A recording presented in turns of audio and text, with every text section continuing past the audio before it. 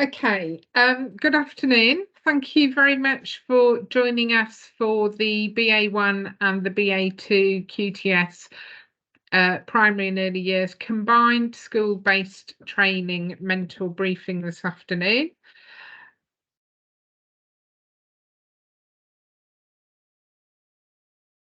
Just to wish you a happy new year and welcome.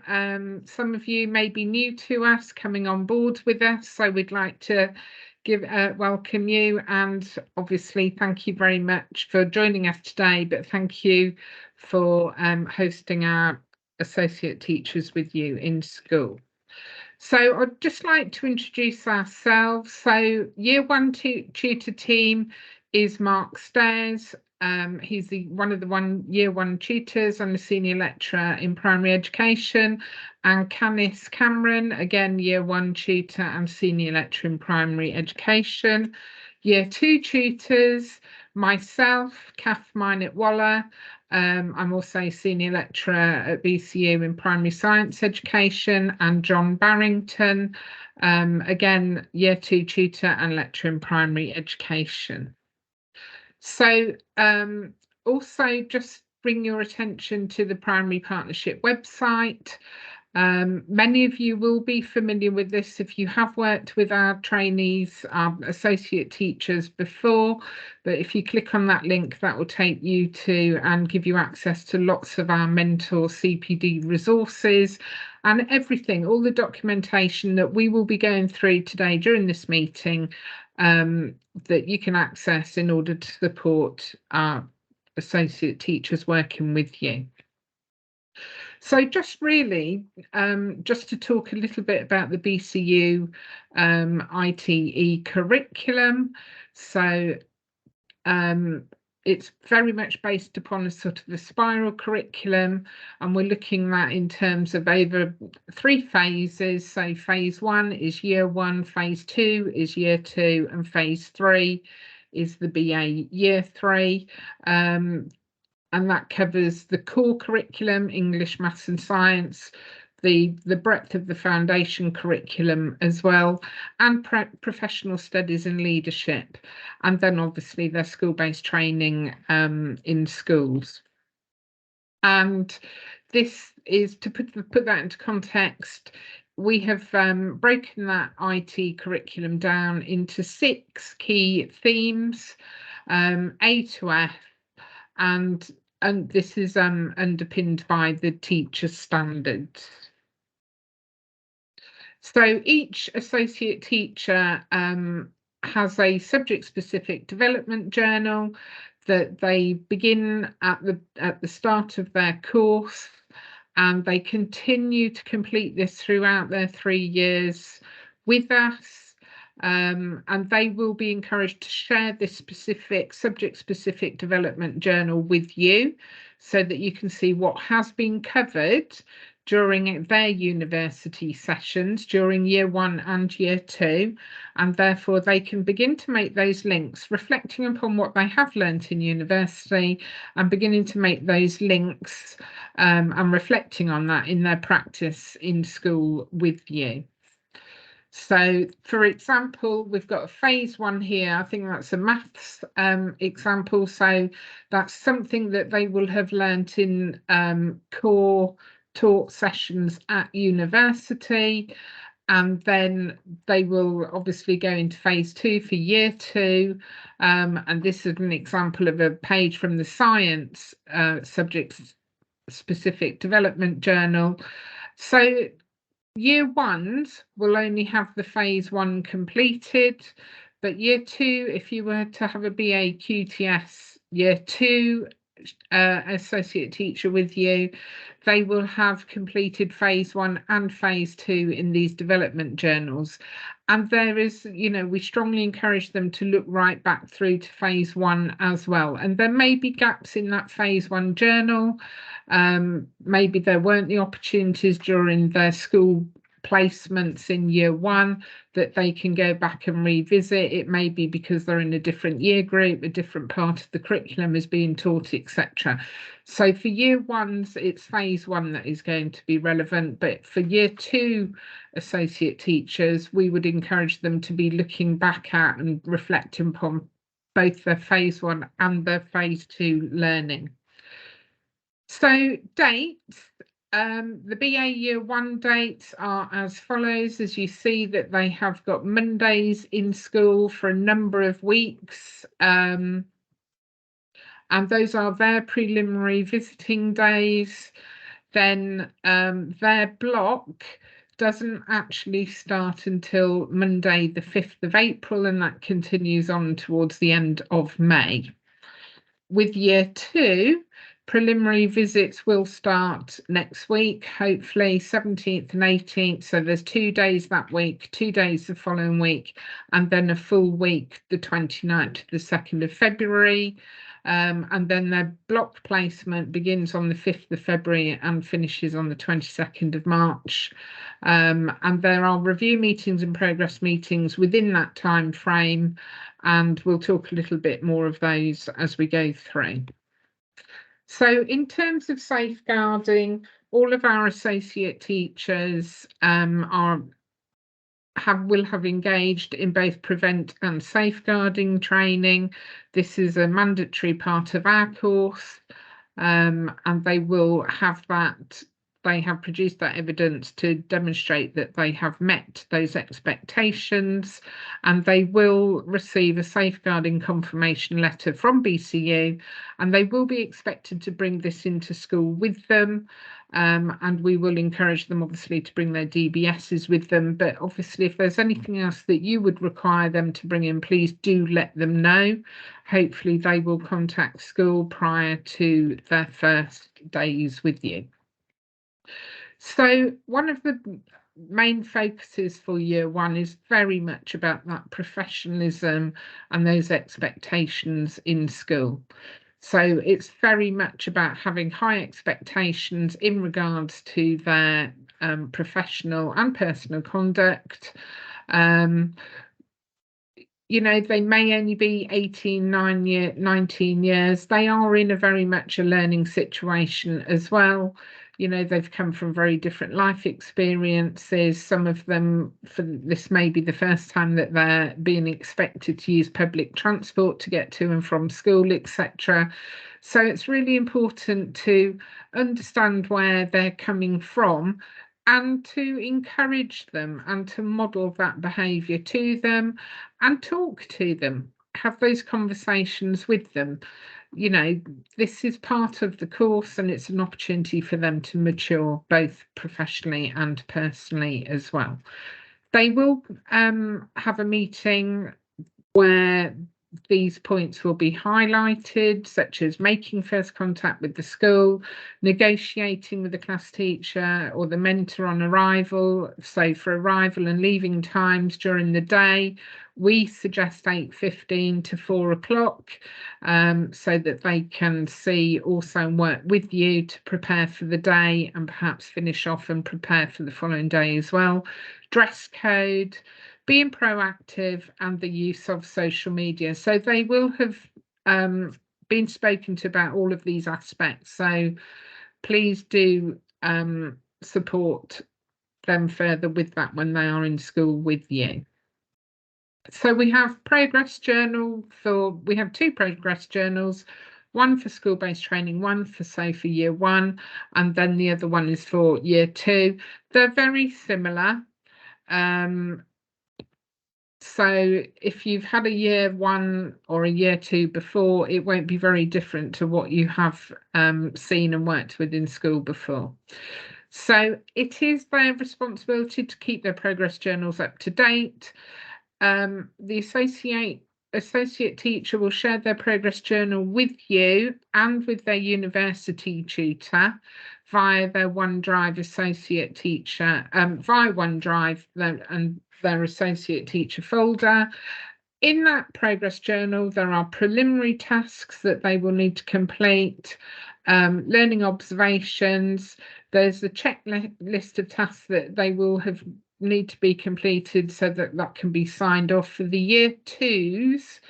Coming up, that will be week beginning the 29th of January. So by that time, they will have had a total of 10 preliminary days in school.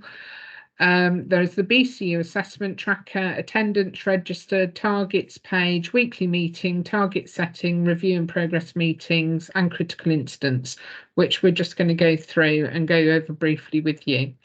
So the preliminary tasks are completed during those preliminary days, and then they will be checked off when they meet with their UT at that sign-off meeting. These tasks include a safeguarding task, a behaviour task, professional behaviours, learning environment task, and a foundation and phonics learning observations. And again, as I've said, they need to be completed prior to that UT sign-off date. And this is just an example there of everything is in their progress journal, so it's not having to look for other files and different things in different places. It's all there in one place. And this is an example of what we would be expecting them to complete regarding the safeguarding task, for example. And there's an example of the behaviour task and some key elements there: professional behaviours, learning environment. And then, as I said, we will ask them to do some observations as well. There is a minimum expectation in those preliminary days of learning observations of one core subject, one foundation subject, and one phonics session. That's not to say they can't do other observations as well. So they may choose to do 2 core or choose 2 or 3 different foundation subjects to observe, but it's really important that they do observe and complete at least 3 of those learning observations. And there is an example there of the performer that we will ask them to complete as well. Again, it's all included in the progress journal. So preparing for the school-based training block, working together with the associate teacher, develop an appropriate teaching timetable, discussing targets, particularly year 2 will be coming targets that were when they completed their year 1 placements, generating thinking about how they can achieve those targets through in-school support. Perhaps it is about arranging to go and observe other colleagues in school as well to help them to reach those targets. It may be about identifying particular needs in terms of subject knowledge across the curriculum, identifying also a schedule for their weekly meeting and target setting. So we ask to make sure that a time each week is ring-fenced so that you can have that quality meeting, so that quality discussion can take place about where they are, what they have achieved, what they need to do next, and setting those targets for the following week. They are expected to attend staff meetings and inset days if they fall within or on the days that they are meant to be in school. But if you do, for any reason, feel that the associate teacher is not ready to start the block experience, then please do contact the university tutor, and those discussions can take place and as to whether sort of what strategies or what bespoke programme can be put in place to support that associate teacher. So I've talked about the sign-off meeting. So this again is in the progress journal. All of those prelim tasks are listed there and some other bits and pieces as well. So we would ask you to confirm by ticking or signing against each of those. And then when the associate teacher meets with their UT, then they will go through that as well and check to make sure that the associate teacher is now ready for teaching. And then if you can sign and date that, and the university tutor will do so also. In terms of lesson planning, all associate teachers in year 1, year 2 are expected to plan in full. It is expected that the BCU lesson or sequence of learning planning performer is used. This must be made available prior to teaching in good time for you as mentors to check and make suggestions or make amendments prior to teaching. We would recommend 48 hours prior to teaching, but obviously that can be something that you can discuss with them and that be agreed between yourselves and the associate teacher. And planning must be available for all observed lessons. So if the UT is coming along to observe a lesson as well, a copy of the planning. And here we've got on the next 2 or 3 slides, it shows you the planning a sequence of learning over time and looking at those sort of features for that planning and what to think about, the planning design, and then the actual performer that will need to be completed for each lesson.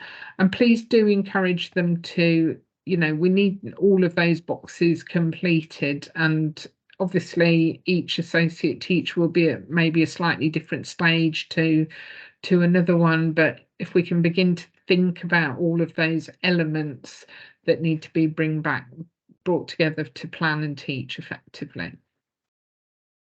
In terms of weekly meetings, so this is the weekly meeting performer. Again, there's one for each week in the progress journal, and you'll see that where there's an opportunity to reflect on previous targets, discuss subject knowledge development.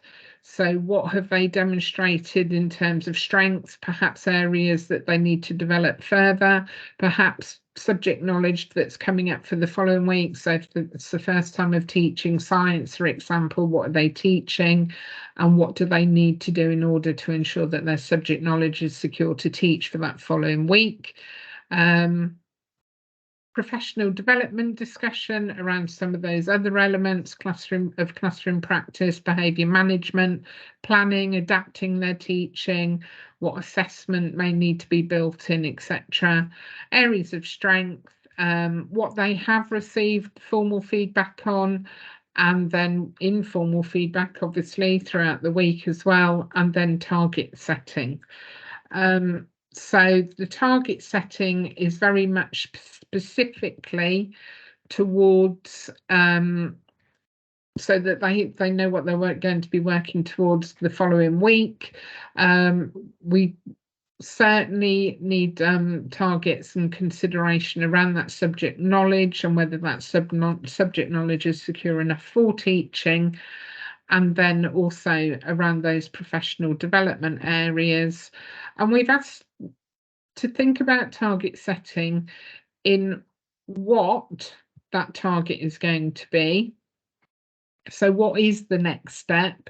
Why is that important? So how will that impact on learning and progress, and how? So we actually give them comprehensive SMART targets, if you like, so they've got something that they can go away and really think about. What is it that they need to be working on? Why? And how are they going to be able to do that? So they become quite comprehensive, and we've got some examples here. These can be found on the website as well.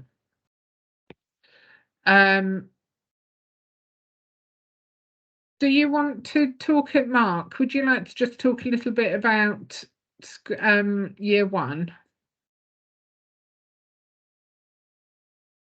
Yeah, I could talk a little bit about year 1.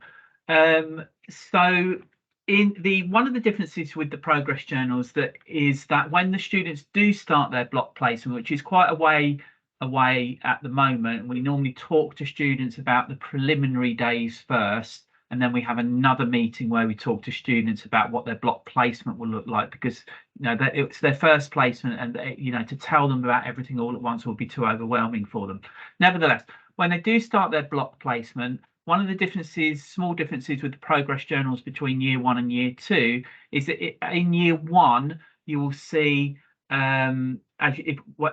when the student shares the progress journal with you, when they do start their block placement, there is a comment at the beginning of every week where it talks about what the expectations are in terms of planning and teaching. So, very early on, it talks about, for example, planning and teaching to a small group, and then that builds up across the placement to where students are teaching and planning whole lessons. At the end of the placement, we'd expect students to be planning and teaching for 2 lessons a day. So, it says 50% there, but 2 lessons a day is what we'd be expecting towards the end of the placement.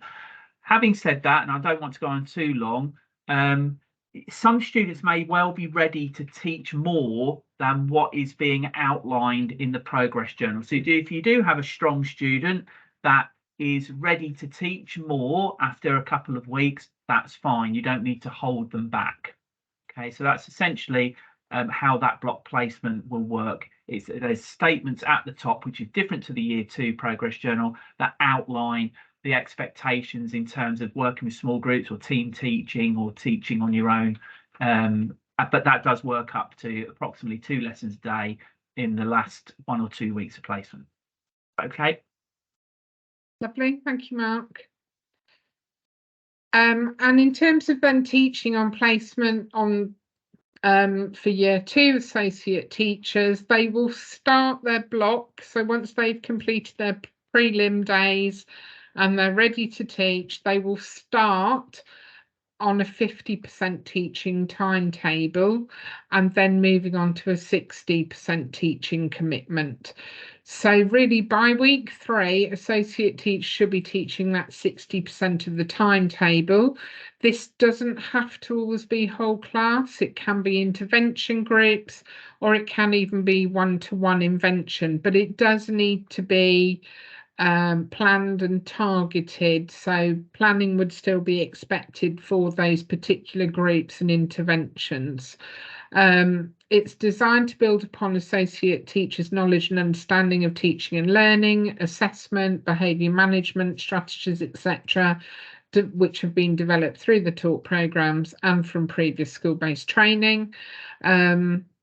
Associate teachers have had lots of input on research-informed practice and some experience of planning and assessing the core and the foundation subjects in their previous school experience. The national curriculum and the challenges that schools face in developing planning and assessment processes. They've learned about theories relating to behaviour management, learning, formative, summative assessment, safeguarding, special educational needs, teaching children with English as an additional language, etc., and then planning, teaching and assessing small groups, one-to-one interventions and whole classes. Associate teachers, so we have some that will be on the 5 to 11 route, some will be on the 3 to 7 route, so they will have had experience of teaching, planning and assessment in the early years foundation stage, may have also in Year 1. So lesson observations, please use the BCU lesson observation feedback form. It is available on the website. There are also subject feedback prompts there to support you with giving that subject-specific observation feedback to the associate teachers, and they can be all accessed on the website. The link is there again. The first formal lesson observation should take place in week 1 of school-based training block, and then 1 formal observation per week. Obviously, there'll be lots of informal opportunities to observe and work with and team teach, and give that informal feedback on a daily basis and during the day anyway. But this is the formal observation that we're actually talking about as well. And then there will also be 1 joint observation during that block practice, which will be between a joint observation between the UT and the school mentor as well. So this is what the observation feedback form looks like. So you can see it's feeding back on lots of those different BCU key themes, which have been underpinned by teacher standards. And then obviously identifying key strengths. So what is it coming out in their practice that they're showing the real sort of development of, and then also sort of perhaps things that have come up that then can be recognised as targets for the following week to be put into place. So again, we're just asking, and these are just reminders, is that protected time there for the trainee and the mentor to meet weekly to discuss progress? Has that been the observation feedback then been uploaded to their school-based training sections? And has that ensured that the observation has been uploaded to the Moodle points as well? This is just an example of the subject-specific feedback prompt for maths. You'll find that there are similar prompts for some similar documents for English, science, and all of the foundation subjects and phonics as well.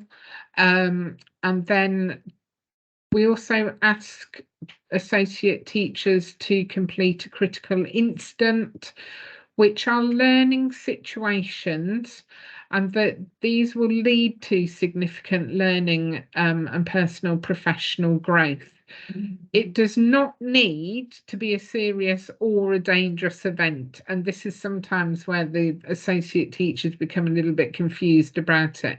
Rather, that the critical needs to be interpreted as relevant or important to their practice at that point.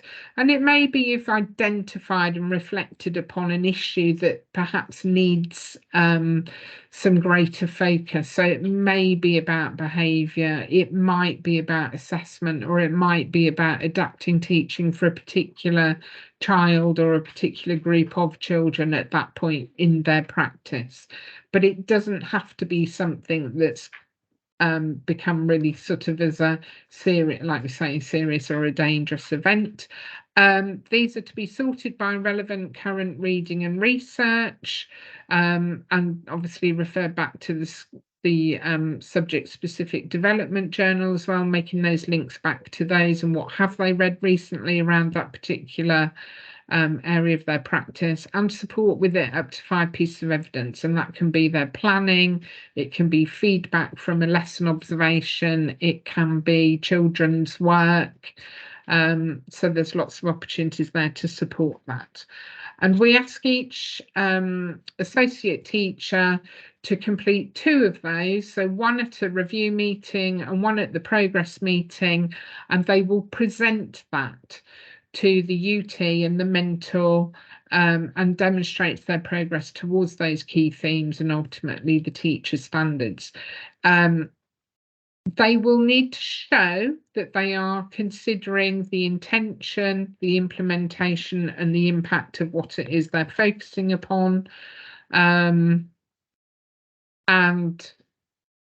I think I've covered some of those points, and it just gives them that opportunity for them to show how they're progressing and developing as well. And that's an example, again, it's in the progress journal. That's what the associate teacher will need to complete prior to that review or that progress meeting. But we do ask you to support them with that as well. So, you know, perhaps quite earlier on,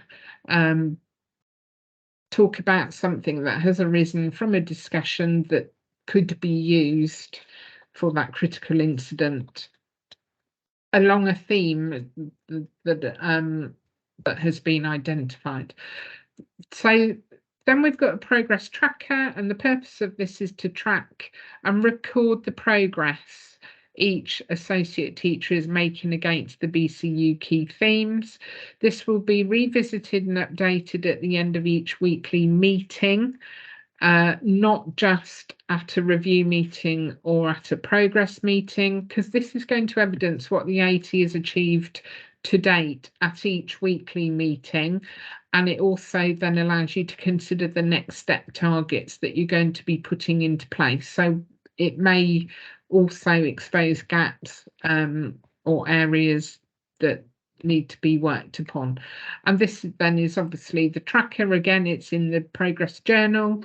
So this is key theme B, which relates to classroom practice and behaviour management. And we have the 3 columns here. So developmentally, from working towards, working at, and then working beyond. It's just important really to remember that it is a best fit, and that associate teachers, year 1, year 2, working towards and working at, not probably working beyond. Maybe some elements of the practice they are, but they are only also working 50% of the time at year 2. So it's having that consistency in the practice that would take them beyond that. So, just use those judgments as a best fit as well. This is key theme C, which is focused on subject knowledge. And then obviously specifically towards phonics and maths as well. So they will need to have some opportunity of observing and teaching some phonics, even if it means that perhaps they go to another area of the school or to another year group to be able to observe that and perhaps have some experience of that. So in terms of review meeting and progress meetings, year 1, they'll have a review meeting at the end of their prelim visits, and their progress meeting comes towards the end of their block in sort of April, May time. And then with your year 2s, they will have a review meeting. This is about halfway through, so it's a midpoint review of how they're getting on at that point in their block, for week beginning 26th of February. This will be done alongside or with your UT, either in person or online, and it will be around looking at observation of feedback, discussion, sharing that critical incident, and then looking at that tracker to see what progress that associate teacher has made and where are they at that point in their training. Some targets will be set, and then they'll work towards those over the next 2 or 3 weeks and come to progress meeting 2, which will be their final progress meeting of their 2nd year school placement. And again, at that point, observing, looking at feedback, sharing that critical incident, and then progress against BCU key themes. Assessment of school-based training. So during those meetings, it is about looking at overall performance. As I've already said, it's a best fit judgment against those themes, and reviewing against the Part 2 of the teacher's standards, and just really doing an indication of whether they are meeting or they are on track at that point. And all of this again is included in the progress journal. So over that time, when we get to that review meeting, are they on track for QTS? So review meeting 1, what's expected at progress meeting 1? So these are year 1s, and then what is expected at review meeting 2 for a year 2 associate teacher, and then at the end of their placement with you, their progress meeting, and where they complete at for their school-based training 2. Now, if they don't, or if at any point during their time with you, you have any concerns, then we do have what we call a rapid improvement target process that we can put into place. And these will be issued if they're not making expected progress, or they're not demonstrating high standards of personal and professional conduct. Now, for year 2s, if once that writ has been completed, then please email it to the year 2 team, or the if it's relevant to year one, then to the year one team. We'll put the link on there for them as well, and then we can go through that process with you. It's usually done between the mentor and the UT for the school, and those discussions are really important. It's also really important to use this process because actually it should be a supportive process. So if there is an issue or if there is a concern, we're giving that trainee some time and some deadlines to work towards specific things to help them improve and make progress. So, but if you have any concerns, please do get in contact with your UT in the first instance. Sometimes we do get to a point where a termination of a placement occurs. If this is the case, then that will go to all consideration will be taken, all sort of observations, etc., will be taken into consideration, and that will go to a placement review panel at university, and then recommendations will be made regarding further placements and actions to be undertaken. That's why it is really important to have that RIT process in place as well, because we need to be demonstrating that we're supporting that associate teacher and they have got that opportunity to learn and make progress in the time scale given. And then obviously it could have a consequence. It could impact upon sort of incurring costs to the associate teacher if the placement is terminated. So attendance obviously is really important, that we do expect that 100% attendance. Obviously, if an associate teacher is really poorly or there's something, an emergency, then they will need to follow the procedures correctly. So we do ask for that attendance to be kept up to date. And they will need to follow school policy and contact mentors and contact the school following that school policy. And just to finish, really, just to draw your mind, just to remind you really that there is lots and lots of support for you. You can access all of this on the partnership website. The link is there, and you'll see there's all of the materials that we've talked about. They are available and accessible to you. And obviously your other port of call would be the UT that you are working with in school. And then obviously, please do contact us as the course teams as well. So we do have a joint BA Year 1 course email and a BA Year 2 course email as well. If you have any questions regarding placements particularly, then obviously you can contact Hales Placements, who will be the ones that you have been working with at the moment, and that correspondence. And then we have our primary partnership lead, Anne Whitaker, and her contact is there as well. So please do contact us if you feel you need to. Thank you for listening, and thank you for joining us this evening. Hope you have found this really useful, but obviously if you do have any questions, then you have got the contacts there and you can come back to us at any time. Thank you. Have a lovely evening.